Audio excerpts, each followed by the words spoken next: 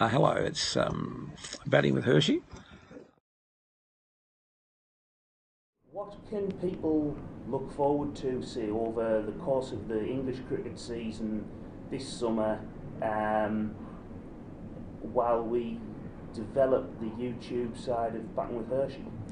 Well, I think, I hope I'm not sounding arrogant, but I think even wherever I go, we've just come into a cricket club at Peterlee. It's a really nice club. I opened the door and a few people shouted out batting with Hirschy. So a fair few people that are interested in cricket know us about it, and I think, was it your results in the last 6 weeks, we've had 1 million people look at our site. So we put a little site on one boy and or lad, and what is it, 102,000 or 3,000 or whatever it is. Approximately, yeah. So the message is getting across there. And the other thing is, again, it's one thing saying it and then watching, but I think, again, I had a compliment paid to me about 4 or 5 years ago, one of the boys I was coaching, and I put up this video of Coley, and you can see it on YouTube. It's really good, outstanding. And he rang me up and said, he coaches like, he's batting like you coached him. And so, again, if you look to watch, there'll be a fair few things there. And I think you'll find probably in the bit that we put up, there's a lot of things we haven't shown you. And once we get onto that, I think, you know, where the back foot is, the little movements of the wrist, all these things are going to make a big difference. And as well, what we probably want to do is we'll get a section for coaches who people want to coach, so we can even go into more of an in-depth, because I think, you know, sometimes I get criticised for being too technical, and I know that's right, but I don't think I do. But I could, you know, you don't know what you're doing. But so if coaches want to know more, I think we'll have a section and to break it down, run up. But what I want to do is give people a chance to look, so you can pick the best out of what I can offer and the best out of what you can offer, and you might have a pretty good success thing.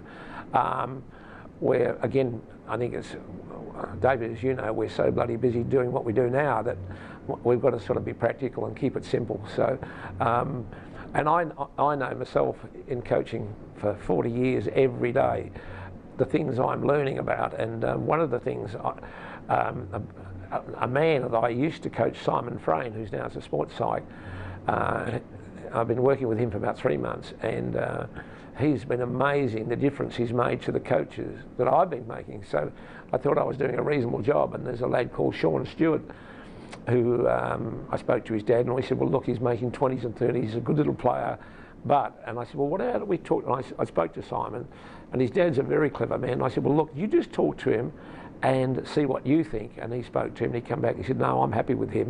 And I said, rightio. So Sean spoke to Simon, and I said, what was it like? And he said, gold. And I said, well, what was it really like? Gold. He didn't say anything else, and I thought, well, that must be pretty good.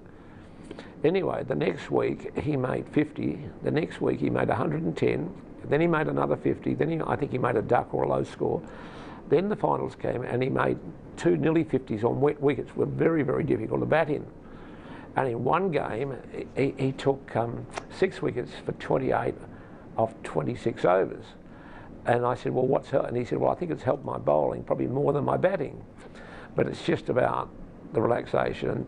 And probably, David, if someone had said to me when I was 25 or something, or even 5 years ago, what about a sports side? And I went, oh, they're bloody rubbish, you know, and, you know, with a bit of meditation and all these things. But I've actually learnt so much from Simon about things, and now I'm not saying they're everything, but they can make a massive difference, more to some than others. But I would advise, you know, that every cricketer or every sportsman, you know, it would be a big help to Simon, and I can find, to me, it's helped me in not only my coaching, but my knowledge, relaxation and concentration has been immense, and I'm using it a lot now, and little parts of his going to help make me a better coach, I hope. And we're gonna transfer Simon's Cricket Head series from Facebook onto YouTube, so that it's in a more stable, more accessible platform for all. I think, as people have seen, not only every day there's 2 or 3 different things coming on. So it's going to be, we hope, a bit like a newspaper or a cricket magazine for people that want to improve their skills in batting, and we hope in bowling. and then having interviews with. And if you look back even in the old Facebook thing, there's an enormous amount of interviews. You could probably spend bloody 5 hours looking at them. So, and then we'll probably go back to them and improve the video quality. So we've got so much work ahead of us, and I'm looking forward to it, and hope we can keep the people enjoying it and watching it. So Mike, one of the things that we've been talking about is doing some live reports of when you visit games, etc., which is not necessarily going to be a difficult thing to do or for people to get involved with. Obviously, if they can't watch them live, they'll still be available recorded at a later date. But the other thing is, what about the live coaching and the video chat that we were thinking about doing for that? Well, that's something I'm really looking forward to, because I feel, you know, you want people to find out for themselves. It's like, and I just feel that I've just spoke to an outstanding bowling coach in England, and I think he's going to come abroad, so we'll have him coaching the bowling, and I might be there coaching the batting at the same time, or but so with a mic on and talking to the bowler, so we can actually see where he's actually and what he's doing, and then see the result in the bowling. And in Australia we've got Peter Wishart, who I've never seen anyone not go to him and improve enormously, and he's got a great attention to detail. And the other thing with Peter, he actually did martial arts, so I don't know if you've come across people with martial arts. They've done yoga, done all this, the breathing stuff, and it's sort of really good, I think, for your coaching. So that's what we'd like to do. And I have a friend in Perth, I hope to get on, is John Tricos, who played for Test cricket for Zimbabwe and South Africa, and he's an amazingly good coach. So if we can get those sort of people on, because I think most people don't come across many good coaches. And it's a funny thing, I'm not saying this to be arrogant, but I've been coaching in the mornings over the last few years, and parents will come up and say, oh, hello, and I go, yeah, yeah, and I say, how many good GPs are there in the northeast of England? And they'll go on, they said, probably 500, 1,000. I said, yeah. How many good swimming coaches? And they go, oh, well, and I said, what about the master chefs? And they go, oh, there might be one.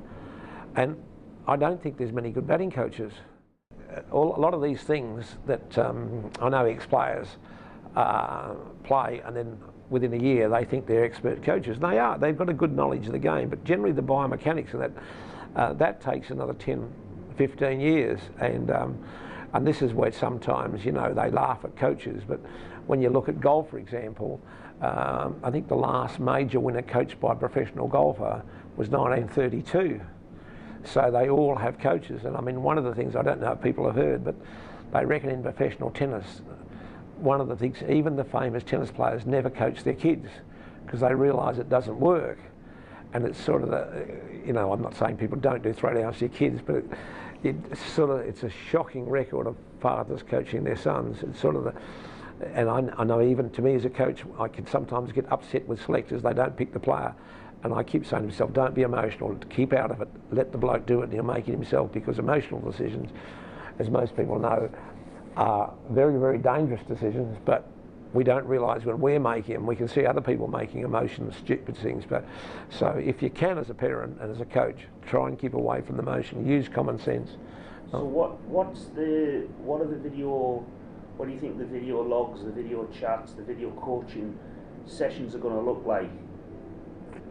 Well, the funny thing is, what I find, there's a book by Harvey Pennick, and he's passed away now. It's very hard to get his book, and it's very, very famous, and the amount of people he's coached, and he says you've got to coach everyone different. And it's funny, I reckon, as a coach, you sort of got to watch the eyes and look and their body language. And when you run a clinic, you might have catching for half an hour and it's going brilliantly. The next day you do it and it goes for 3 minutes, you go, no, this is not working. So you've really got to watch your players, and not that they have to do some things sometimes that are boring, but you've really got to have know the body language of people. So, and it's sort of, you don't know sometimes what you're going to do, and you might do the square cut for a little while and he's going, right, it's really got a few more now, we'll do this. And then you might have one kid that's doing a square cut and you've got to stay there for another 15 minutes. The next bloke plays 3 of them, and then you're doing the hook shot. So all these things are about, I know it's probably not good, but it's It's about learning the game and the instincts of doing it. So it's funny, I don't know, I was listening to radio coming out today, and Man United, I think, were playing City, and they were getting absolutely thrashed. And the story goes, which is Mourinho's just said, well, right, go and play. And then the blokes just turned it on. And I think this is the thing as a coach, and where sometimes you've got to allow the people, and this is where flair comes in. So, and I think if you do it enough, you realise that it probably sounds silly, there's not a right time when to do something, a wrong time. You just start off with doing it, then you might say, well done, or, you know, and that's to the eye of the coach, I think, anyway. I don't know, that's probably a bad answer, but that's what I feel. But see, we're going to be teaching people without them knowing we're teaching them.